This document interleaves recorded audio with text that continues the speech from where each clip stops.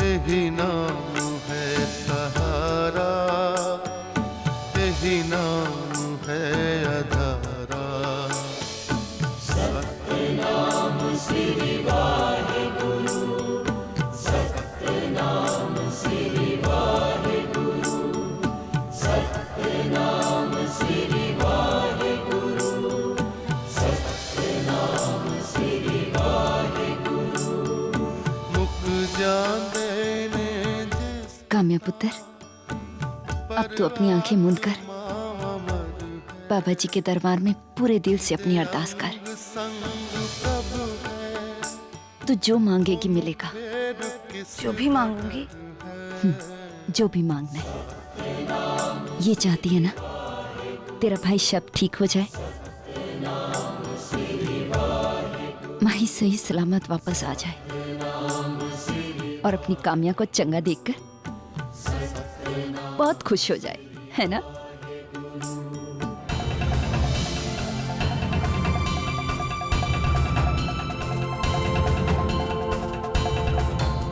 बस वही मांग ले।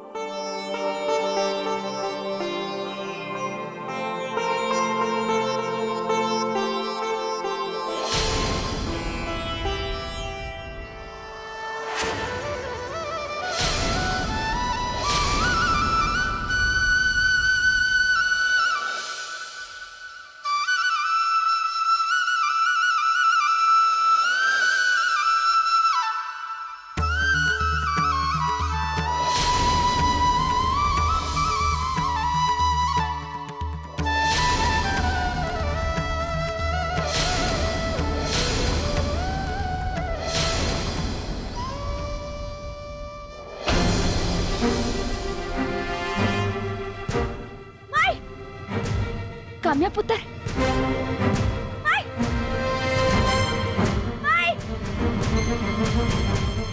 काम्या पुत्र, ये काला किसे ढूंढ रही है? नहीं, मैंने माई को देखा था वहाँ पे। माही? हाँ। ना पुत्र, ऐसा नहीं हो सकता। मैं जानती हूँ पुत्र, तुझे माही की बड़ी याद आ रही है ना? कोई बात नहीं, तूने बाबा के दरबार में अरदास की है, वो जल्दी वापस आ जाएगी। चल। नहीं ताई, मैंने माई को देखा था, माई यहाँ थी, आई स्वेयर। ऐसा कैसे हो सकता है?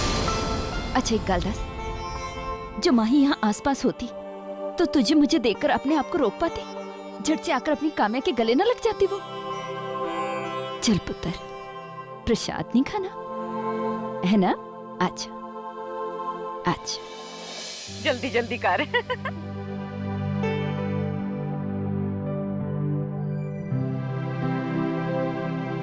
वाह, इतना सारा सरसों का साग कौन खाने वाला है बुआ जी? लो जी, पूरा मोहल्ला खाएगा और कौन? मतलब हमारे यहाँ पर रिवाज है कि सरसों के मौसम में जिसके घर पे पहली बार सरसों का साग बनता है और हलवा बनता है, उसे पूरे मोहल्ले में बांटना पड़ता है। ओह, ये तो बड़ा अच्छा रिवाज है। Now this is called India. चलिए, मैं भी आपकी हेल्प करती हूँ। आजा आजा, चल साग साफ कर।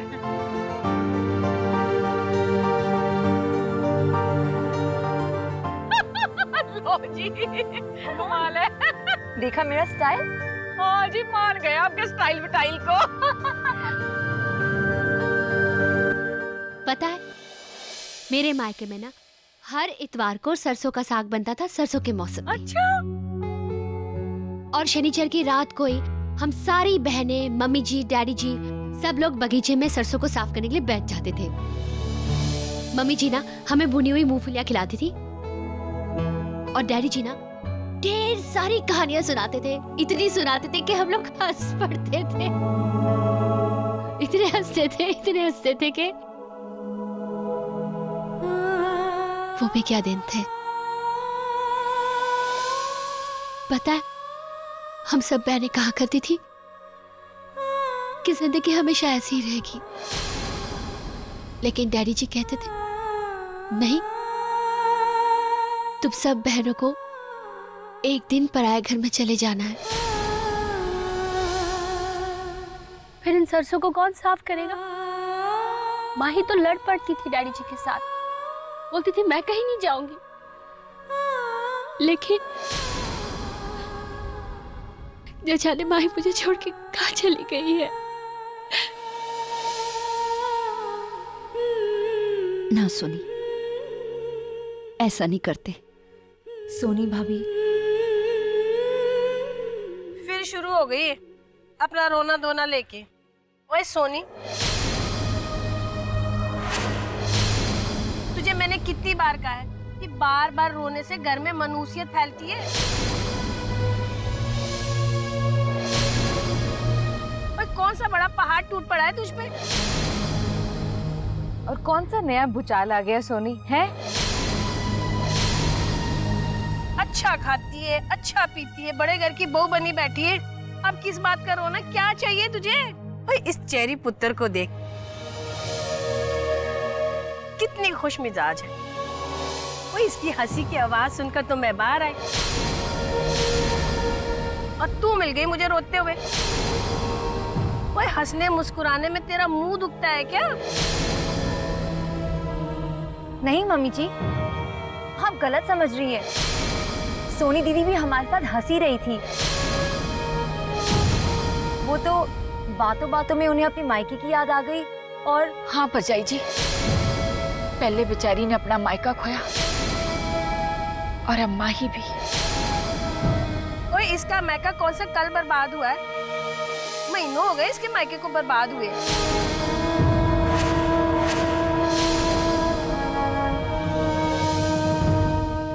चेरी पुत्र देख, हमें भी दुख है इसके मायके वालों के लिए। इसके मायके वालों के साथ जो हुआ ना, वो रब दुश्मन के साथ भी ना करे।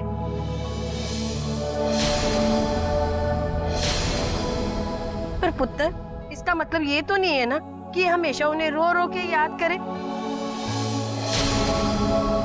वक्त तो बड़े से बड़ी बात को भुला देता है, बड़े से बड़े जख्म को भर देता है पुत्र। भरजाई जी, आप गलत कह रहे हो।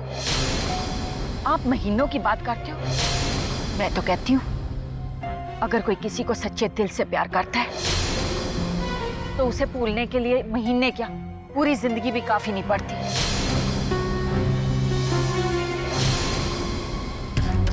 तू ठीक कह रही है लवली। प्यार अगर सच्चा हो तो इंसान को भुलाने में ना सारी जिंदगी लग जाती है। पर लोग तो ये भी कहते हैं ना कि इंसान अपना पहला प्यार कभी नहीं भूल सकता।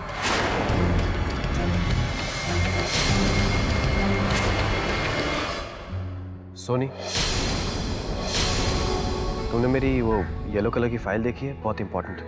हाँ, वो वही टेबल पे पड़ी है, मैं अभी देती हूँ। नहीं मैं ले लूँगा। अब वीर पुत्र, ओए कहाँ चला? आना हमारे पास बैठ। और क्या भी, अब जाके तो प्यार मोहब्बत की बात शुरू हुई है। आना बैठ। नहीं मम्मा, मुझे ऑफिस का एक जरूरी काम निपटाना है, मैं जाता हूँ।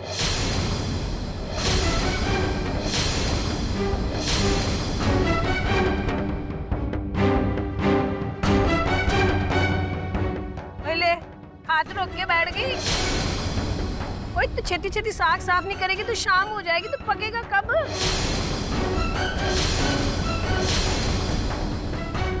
चेरी पुत्र, तू मेरे साथ ना अंदर चल। नहीं मम्मी जी, मुझे इधर मजा आ रहा है। नहीं नहीं चल पुत्र चल, तू तो लाडो में पली है। धूप में बैठेगी ना तो हम काला हो जाएगा। मैं तेरी माँ को क्या जवाब दूंगी? चल कुछ नहीं होता मम्मी जी। चल पुत्र चल, जरा कम से कम जीत के बारे में तो सोचना, वो क्या कहेगा। चल उठ, आ जा।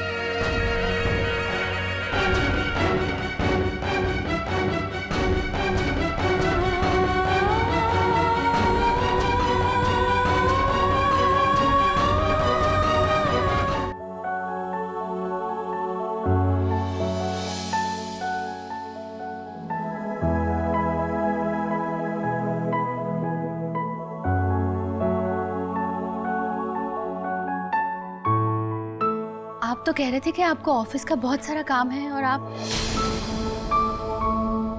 ओह, वैसे आज तो आपका ऑफ है ना? तुम तो ऐसे जवाब तलब कर रही हो जैसे क्या मैं घर पे कभी ऑफिस का काम नहीं करता? नहीं, मेरे कहने का वो मतलब नहीं था, लेकिन मैं काफी टाइम से आपको देख रही हूँ, आप बहुत बदल से गए हैं। वीर, क्या आप अब तक जीत और चेरी की शादी को लेकर परेशान? बेकार की बातें मत करो सोनी। मैंने तुमसे पहले भी कहा था ना कि मैं इस मिशन से बहुत थक कर घर लौटा हूं। फिर तुम ये बार बार जीत और क्या जरूरत है जीत की शादी का मुद्दा बार बार उठाने की, जब मैंने अपनी शादी का फैसला लिया था? तो क्या मैंने उससे पूछा था? नहीं ना। तो उसका भी तो हक बनता है कि उससे कब शादी करनी है, किससे करनी है, क्यों करनी है। तुम भी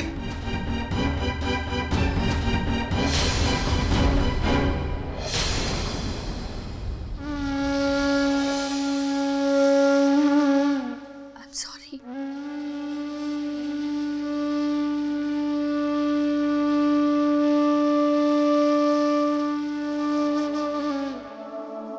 तुम नहीं। I'm sorry. मुझे तुम पर चिल्लाना नहीं चाहिए था, लेकिन तुम भी ना बेकार में मेरी फिक्र करती रहती हो। देखो सोनी, अगर मैं तुम्हें कभी कभी थोड़ा उखड़ा उखड़ा सा लगूं ना, तो मेरी बातों को दिल से मत लगाना।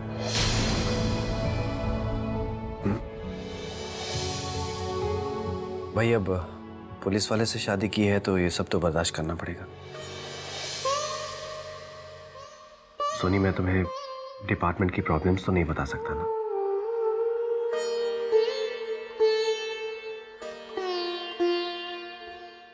I am sorry.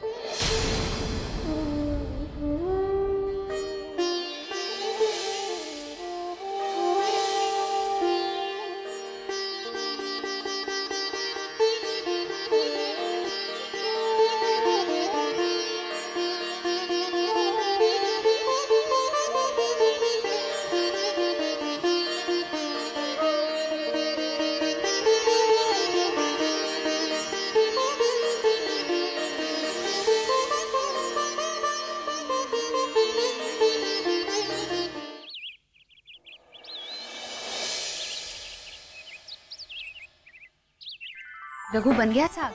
अच्छा सुनिए भाभी, आप सही समय पर आ गए। अब साग में नमक आप ही डाल दीजिए।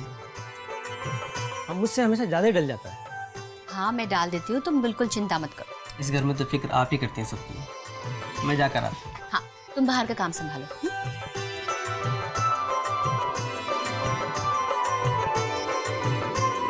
और इनकी फिक्र करने के लिए अब मैं आ गई हूँ, है ना? दीदी, मुझे भी साग बनाना सिखाओ ना। चेरी, तुम अपने कमरे में जाओ और आराम करो। मम्मी जी देखेंगी तो बुरा मान जाएगी, है ना? उन्हें कैसे पता चलेगा दीदी? वो तो अपने कमरे में बिजी है और मैं चुपचाप यहाँ चली आई, उन्हें पता भी नहीं चला। चेरी, ये ठीक नहीं है। पता है इसे क्या कहते हैं? धोखेबाज। ओ कम ऑन दीदी, अब मैं क्या करूं? मुझे आपके साथ टाइम स्पेंड करना और गप्पे मारना बहुत अच्छा लगता है। पता है, आपके सामने प्रिटेंड नहीं करना पड़ता। No restrictions and no hesitations. I can just be myself in front of you. पता है दीदी, आपकी स्माइल बहुत ही स्वीट है, जस्ट लाइक योर नेचर। पता है, आपकी बहन कितनी लकी है। आई विश मैं भी आपकी रियल सिस्टर होती।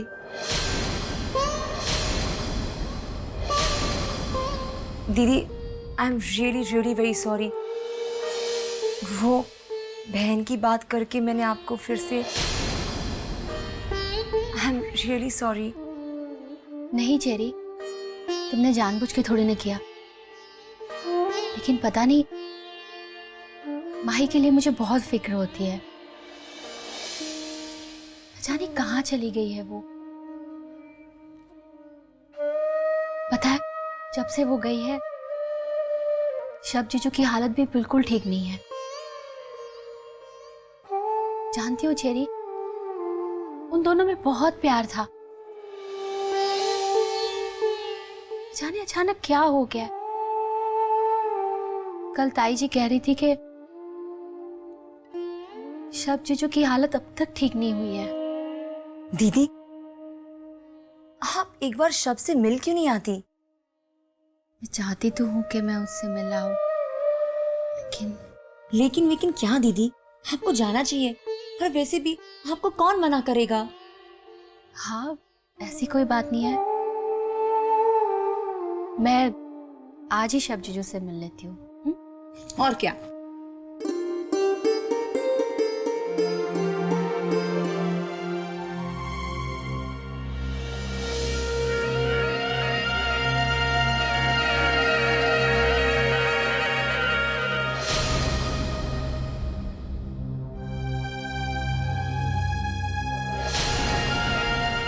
मम्मा, इन दोनों का बहनपना बढ़ता नहीं जा रहा। बढ़ने दे पुत्र, बढ़ने दे। तूने वो मुहावरा नहीं सुना? 100 सुनार की और एक लोहार की। मतलब? मतलब को मार गोली। तुझे मैंने कितनी बार कहा है कि हमेशा चेरी के साथ रहा कर, ताकि वो सोनी के साथ घुल मिल ना सके। और तू है कि मम्मा, मैं कोशिश तो करती हूँ चेरी के साथ रहने की। मैं क्या करूँ? खसमानू खानी सोनी ने उस पर जादू कर दिया है तो। कोई जादू वो होता है पुत्र जो सर चढ़कर बोले, और ऐसा जादू तो सिर्फ मेरे पास है। तू तो बस सिर्फ देखती जा। वहां वीर को और यहाँ चेरी को मैंने सोनी के खिलाफ इतना भड़का देना है कि ये जो बहनपना दिख रहा है ना दोनों में, ये जहर बन जाना है सोनी के लिए। इस घर से ना निकल जाएगी वो यूं। वो तो सब ठीक है मम्मा, लेकिन इस चक्कर में ऐसा ना हो कि आपके बेटों का घर टूट जाए और फिर बसे भी ना। ऐसा कभी नहीं होगा पुत्र। मेरा जहर तो सिर्फ इस सोनी के खिलाफ है।